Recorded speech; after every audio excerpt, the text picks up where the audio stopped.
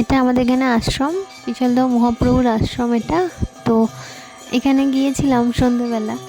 তো এখানে একটা জিনিস হচ্ছিল, এখানে তো পুজো হচ্ছে, আশ্রমে মন্দিরে পুজো হচ্ছে রাধাকৃষ্ণের।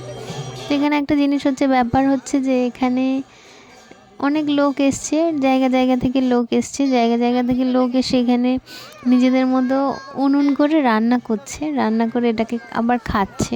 তো নিরামিষ রান্না করছে।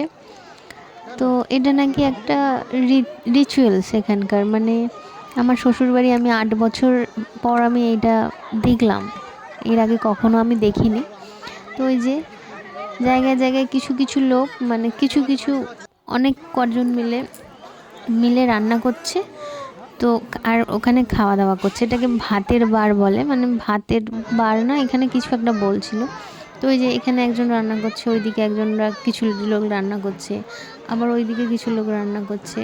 তো অনেকটা জায়গা জুড়ে এরকম রান্না করছে আর খাচ্ছে, ঠিক আছে, আমি কখনো এটা দেখিনি।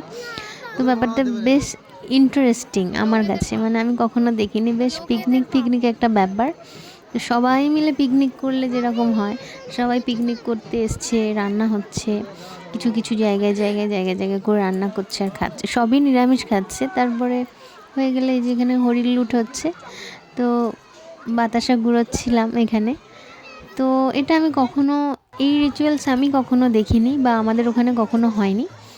তো বেশ ভালো এখানে। তারপর ধুলোটের গান হচ্ছে, হরিণ লুট হলে যে হরিনাম হয়, ওই হরিনাম হচ্ছে।